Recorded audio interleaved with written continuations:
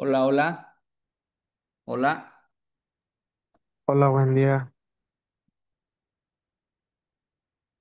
Ok. Bueno, yo soy el doctor Raúl Mateos y a mí me tocó exponer la clase de astigmatismo en cirugía de catarata. Entonces es un tema algo complejo, un poco largo. Con tal de no, de hacerlo, lo voy a tratar o lo hice lo más digerible posible para teniendo en cuenta que las clases son desde el R1 hasta el R4, bueno, investigación hasta el hasta el R3.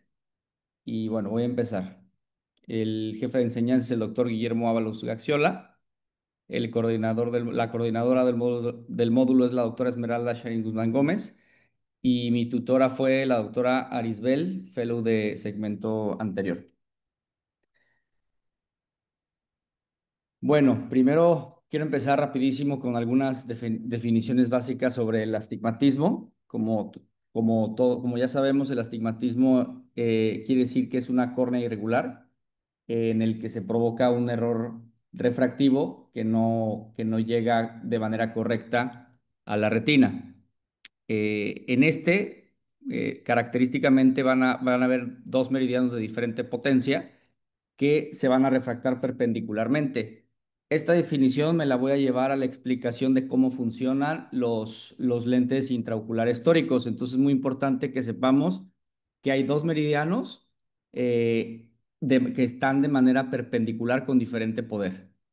Y más adelante les voy a explicar por qué esto es importante. Eh, Recordando, la toricidad significa que es una falta de simetría en la curvatura corneal. Y vamos a la siguiente. La clasificación de astigmatismo, igual, un tema que ya vimos. Al lado derecho se puede ver la forma de manera un poco representativa de cómo sería los tipos de astigmatismo con la regla y contra la regla.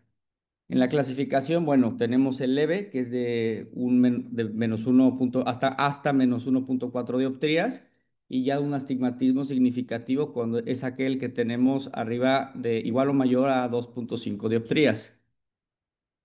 También es importante conocer eso porque conforme a las dioptrías o a la clasificación tenemos indicaciones de cuándo vamos a poder utilizar un lente intraocular tórico. Ok. Seguimos en la clasificación.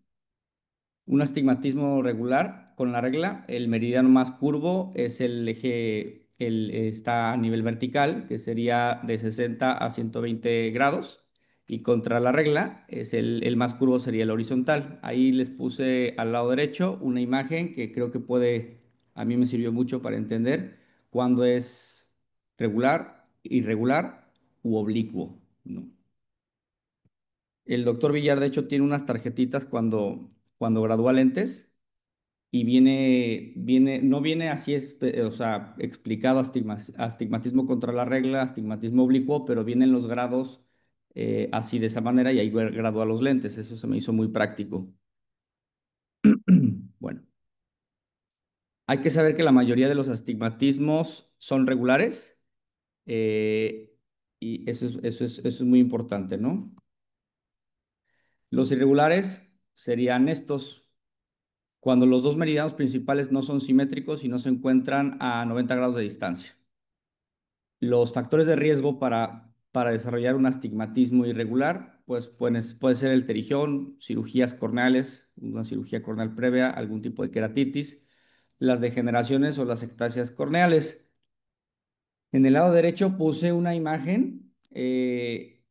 Antes de que se me pase, cada diapositiva está citada con formato APA, por si quieren constatar la información, pueden meterse ahí y ver, porque saqué información de muchos artículos, entonces ahí pueden ver las imágenes o si queda alguna otra duda, está citada las diapositivas. Bueno, en esta imagen, no sé si alguien sepa qué es una ectasia corneal a nivel inferior. Este es un paciente con queratoglobo.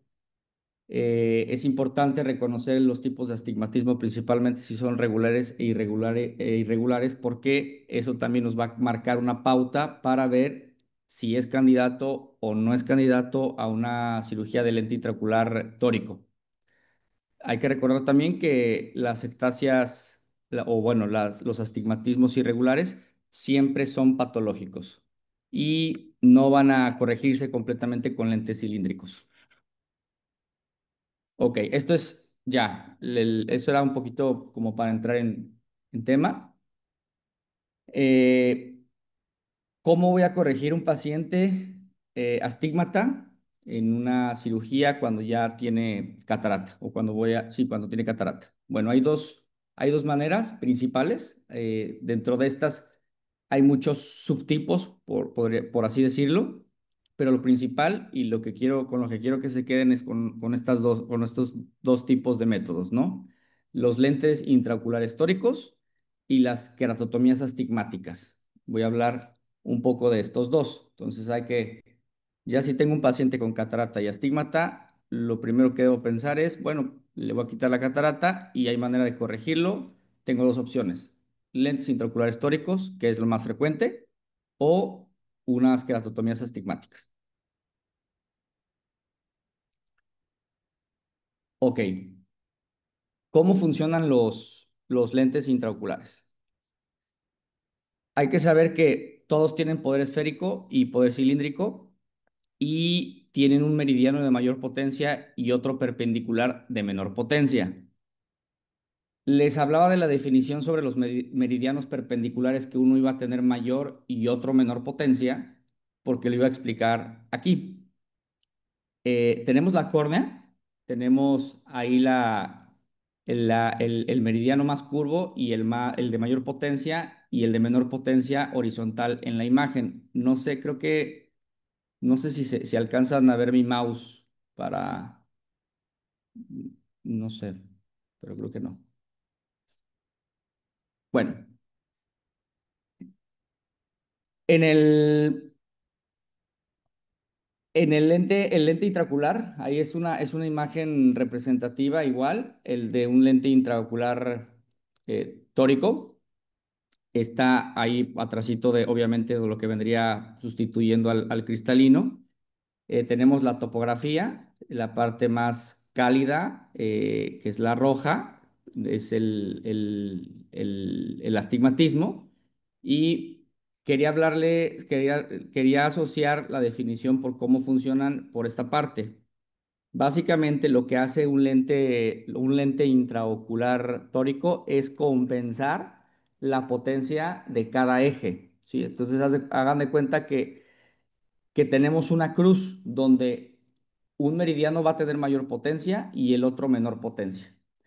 A la hora de poner un lente intraocular, vamos a compensar el de mayor con una potencia menor, y el otro, el restante, el que es perpendicular, sería de menor potencia, lo vamos a equilibrar con uno de mayor potencia, haciendo de tal manera que los rayos que entran por la córnea refracten ya de manera coordinada. Básicamente, así es como funciona un lente intraocular tórico, ¿ok? Entonces, para que más o menos tengamos una idea. Esa imagen a mí me gustó mucho porque es una imagen representativa, ¿no? De cómo vendría siendo la modificación. Bueno, ¿qué vamos a hacer cuando tenga un paciente con catarata y que quiere operarse pues, para ponerse un lente intraocular, si elegimos la opción de lente intraocular tórico? Bueno, tenemos que hacer varios estudios, ¿no? La valoración preoperatoria es la parte más importante para colocar un lente intraocular. Y de estos tenemos de opciones la biometría ocular, que tenemos, por ejemplo, yo puse unos ejemplos de los aparatos que podemos usar para tomar determinados parámetros. Es decir, por ejemplo, aquí, la biometría ocular, nosotros contamos con el IOL Master de 700, no sé si el otro es 500. Y aquí este Lion Master tiene la capacidad de darnos la longitud axial y la profundidad de la cámara anterior. podemos usar este aparato para tomar la biometría ocular. En cuanto a las queratometrías, que también es muy importante, nosotros usamos el Topcon, casi en cualquier sucursal lo tenemos, y este que nos va a dar la curvatura corneal y el poder refractivo, ¿no? Es importantísimo, además del grado de astigmatismo y del eje. Estos parámetros que estoy poniendo aquí, yo sé que el IOL Master y los aparatos que aquí estoy poniendo nos dan muchísimos más, nos arrojan más datos, más parámetros, pero a mí me importa estos parámetros porque son los que vamos a buscar en la evaluación preoperatoria de un paciente que se va a operar para colocación de un lente intraocular tórico. Entonces necesitamos la longitud axial, necesitamos la profundidad de la cámara anterior, necesitamos las curvaturas corneales, su poder refractivo y pues saber qué tipo de astigmatismo tiene.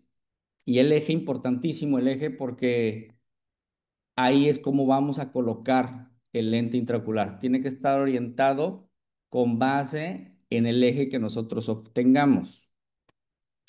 Bueno, ¿qué estudios existen? Seguimos. Hay que hacer una topografía corneal, ¿no? Hay que saber cómo está la anatomía de la córnea. Para esto podemos usar el Pentacam, el Orbscan, creo que me parece que... No, el Sirius, no, el Orbscan es el que tienen tenemos en Santa Mónica. También podemos usar el Sirius, igual. Hay muchos parámetros que estos aparatos nos arrojan, pero en este caso los podemos usar para sacar una topografía corneal. Como siempre nos ha dicho el doctor Guillermo, pues no nada más tenemos que usar o la única herramienta que tenemos para una topografía corneal es el Pentacam. O sea, hay muchísimos más que se pueden usar y son muy útiles y también son muy precisos. Hay que hacer un OCT de segmento anterior en la valoración preoperatoria. Eh, para esto tenemos el OPD o el CIRRUS 600, que pues lo tenemos ahí y muchos lo hemos usado en segmento anterior, que digo en San Javier. Eh, no sé si a algunos ya les ha tocado, se pone un lente especial porque es diferente a los OCTs maculares o de retina. Se pone un lente especial para hacer un OCT de segmento anterior. Esto es importante, todos estos estudios son importantes también porque necesitamos valorar la curvatura corneal anterior y la curvatura corneal posterior. La posterior obviamente no hay algo 100% exacto para medirlo, pero nos dan una idea. Eh, bueno, la valoración preoperatoria. Ok, como les mencioné, la gestión prequirúrgica es esencial para la correcta selección del lío y la corrección del astigmatismo. Esto es importantísimo porque en esto tenemos que estudiar al paciente muy bien para a la hora de saber qué tipo de lente le vamos a poner.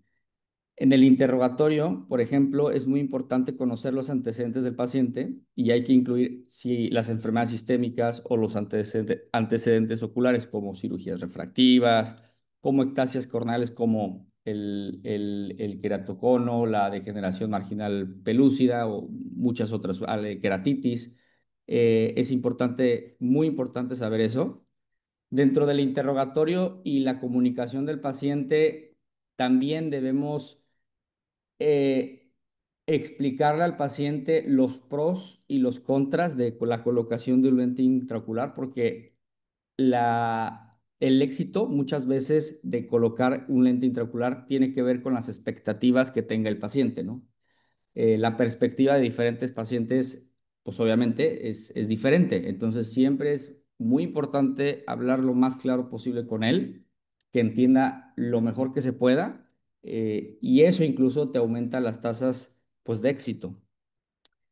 Necesitamos saber la cantidad de astigmatismo, la queratometría, el eje, qué estudio vamos a usar, biometrías o la biometría ocular.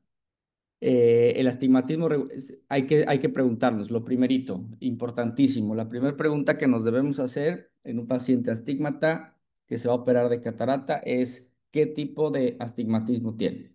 ¿Es regular o no es irregular? Por suerte, la mayoría de la prevalencia de los astigmatismos son regulares.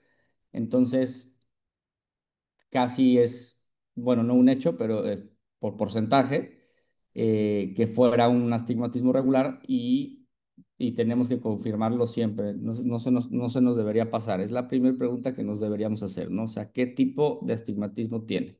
Y más adelante les voy a decir por qué. Para esto podemos hacer la topografía corneal con los estudios que ya les mencioné.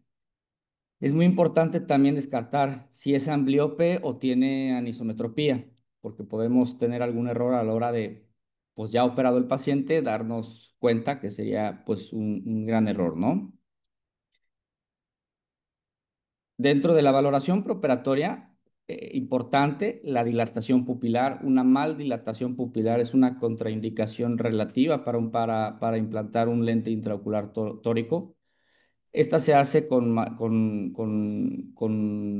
gotas farmacológicas, como ya lo sabemos. Hay que medir la dilatación pupilar. Dentro de los antecedentes, importante, glaucoma, cirugía refractiva, anamnesis, exploración física, bueno, ocular y presión intraocular, ¿no?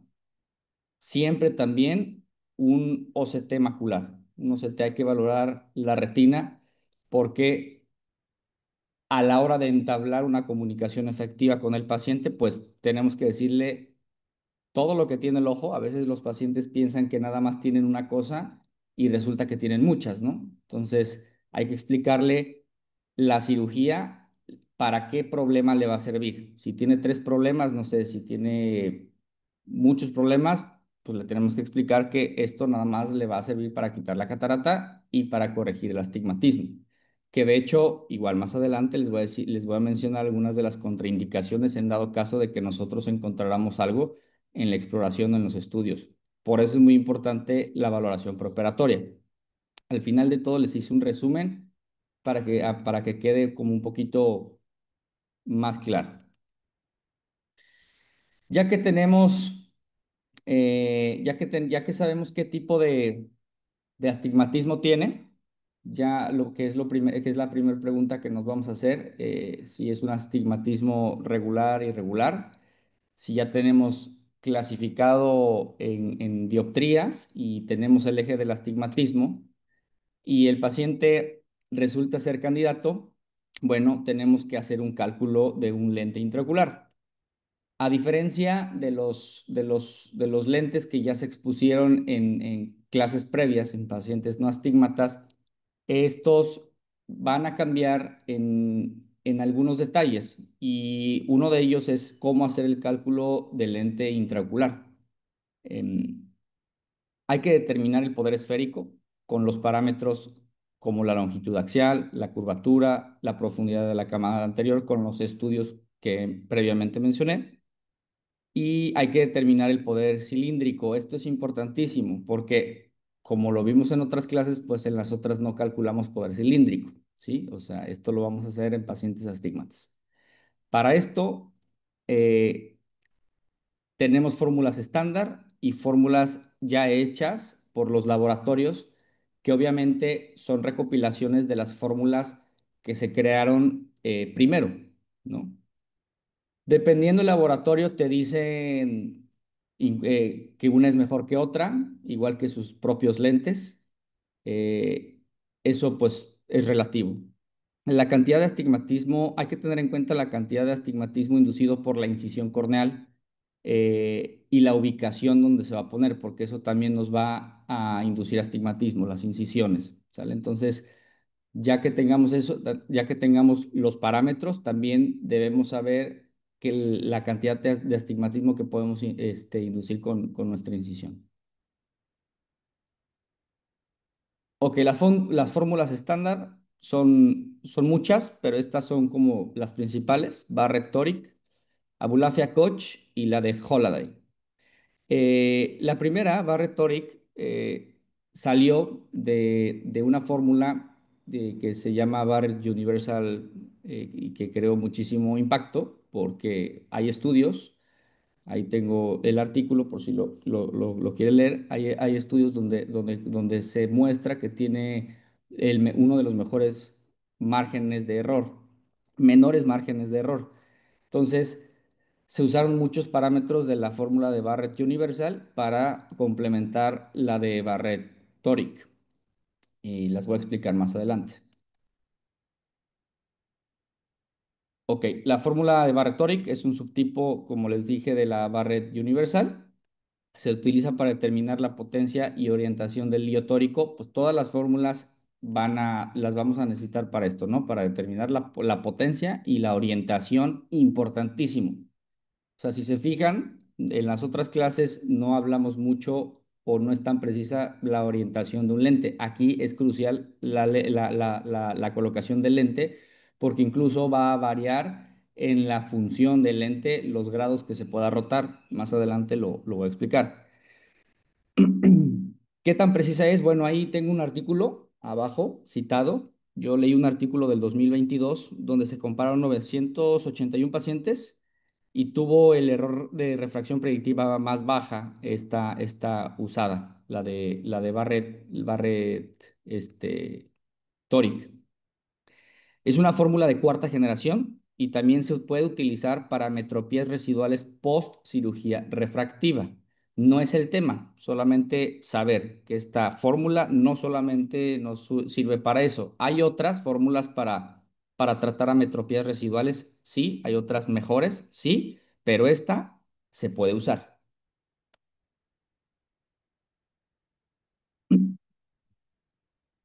Las ventajas de usar la fórmula de Barrett-Toric es aplicable a todos los rangos de longitudes, se pueden usar en pacientes vitrectomizados. ¿Qué disponibilidad tiene? Ahí les puse el enlace, si alguien quisiera meterse a la página, la fórmula es gratuita y se deben colocar estos parámetros. ¿Sí? Estos parámetros, si se pueden fijar aquí, tenemos sobre todo el eje, los parámetros del eje son de las cosas más importantes para el cálculo del lente intraocular tórico.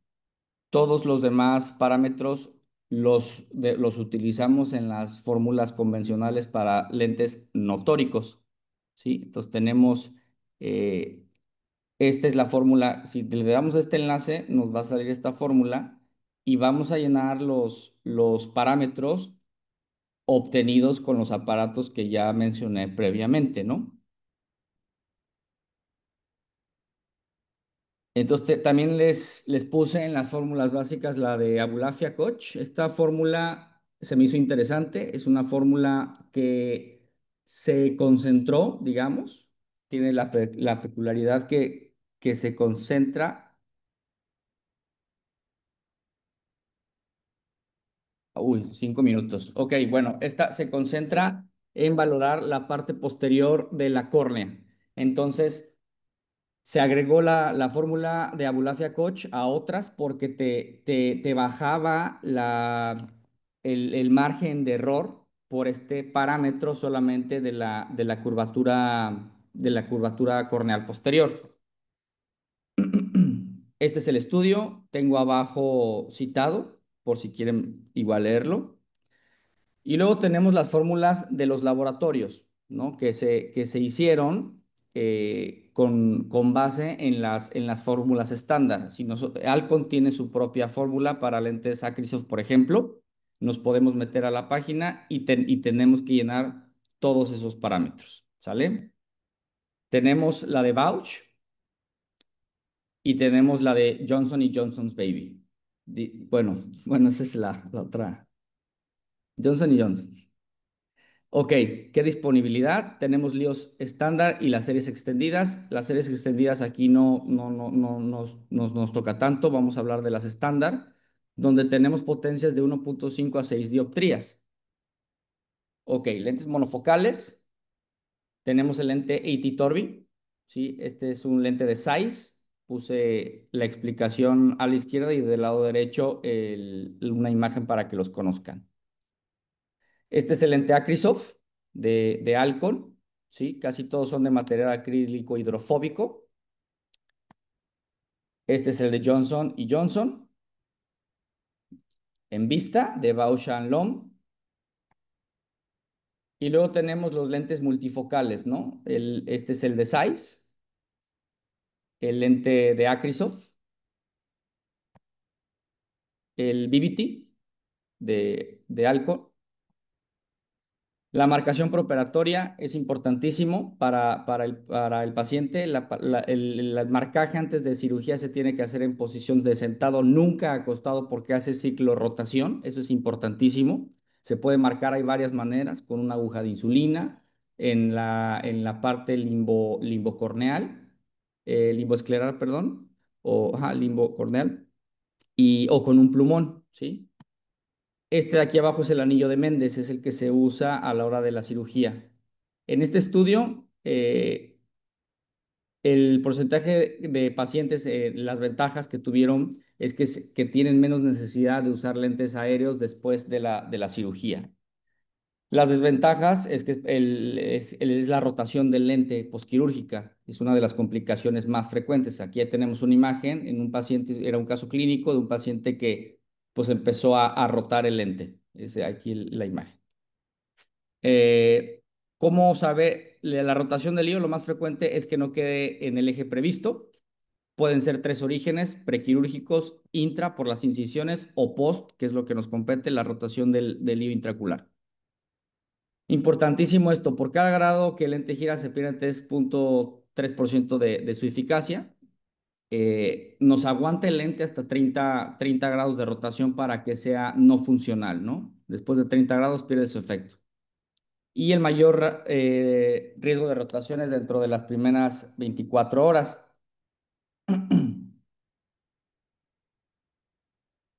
¿Cómo vamos a manejarla? No hay una manera exacta, pero se ha visto en estudios que la posición de sentado por 30 minutos después de la cirugía tiene relevancia y no hacer esfuerzos en las primeras 24 horas del posquirúrgico. Hay que tomar en las primeras 24 horas una foto del DIO para ver que está centrado. ¿Cuándo lo roto y cuándo lo cambio? Importantísimo esto, ¿no? ¿Cómo me voy a esperar, no me voy a esperar? Yo les hice este esquema, ya no tenemos tiempo, pero si alguien se quiere meter, ¿cuándo voy a quitar el lente? Hasta abajo dice tomar una decisión. Si no hay coherencia de los datos, hay que programar el giro del lente intraocular dentro de 4 semanas del posoperatorio. Si hay coherencia de los datos, o sea, de las queratometrías, de las topografías, o sea, yo hice todo bien, no hay una explicación para la agudeza visual del paciente, hay que tranquilizar al paciente en cualquiera de los dos casos y hay que cambiar el lente cuanto antes. Entonces, si no hay coherencia en lo que yo predije a cómo quedó el lente, lo podemos, lo podemos rotar siempre dentro de las primeras 4 semanas. Si hay coherencia, si yo hice todo bien y no hay nada que explique anatómicamente ni por estudios la mala visión del paciente, lo vamos a cambiar. En el artículo este que leí, no siempre aconsejan el recambio de lente intraocular, nunca cirugía refractiva. Hay quienes lo hacen. Aquí dice que por ética no debería hacerse. Lentes intraoculares, las contraindicaciones absolutas, por eso les hablaba. Los astigmatismos irregulares es absoluta, no se le pone lente tórico. Las relativas, dentro de la valoración preoperatoria nos podemos dar cuenta. Sería una mala dilatación pupilar, por ejemplo. Tenemos la otra opción, que son las incisiones astigmáticas. ¿Qué es esto? Son queratotomías, que pueden ser arqueadas o tangenciales. Van a funcionar aplanando el eje más curvo. Aquí les puse una imagen de una córnea antes de la incisión y después de la incisión, cómo a la hora de hacer el corte se aplana la curvatura.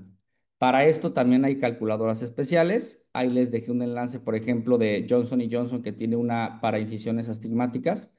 Eh, Esos son, abajito les puse algunos de los parámetros que necesitamos o que nos piden para saber a qué eje y la longitud que vamos a dar.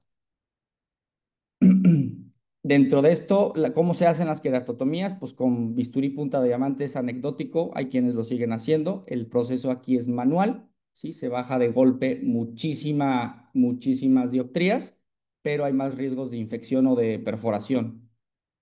Las ventajas, pues esto, disminuimos altos grados de astigmatismo en poco tiempo. Las desventajas son bastantes y pues ya está en desuso. Se sustituyó por las incisiones por las queratotomías con femtosegundo y se hace la misma evaluación. Hay diferentes normogramas para usar el femtosegundo, pero estas son muchísimo más precisas las incisiones y con menos tasas de complicaciones que las de bisturí. Pues yo no quería darlo tan rápido por tiempo, quería profundizar un poquito más. Creo que es todo, es el resumen. Lo más importante para mí, la comunicación, ¿no? Con el paciente, saber de qué le estamos hablando, tratar de que entienda en la medida de lo posible, ver qué expectativas tiene el paciente, los tipos de astigmatismo, ¿no? Que hay, cuándo se va a operar, cuándo definitivamente no se va a operar, el grado de astigmatismo y para mí de toda la presentación es la gestión preoperatoria. Si no hacemos una buena gestión preoperatoria, es mucho más probable que, que no tengamos la cirugía que queremos. No sé si hay alguna pregunta.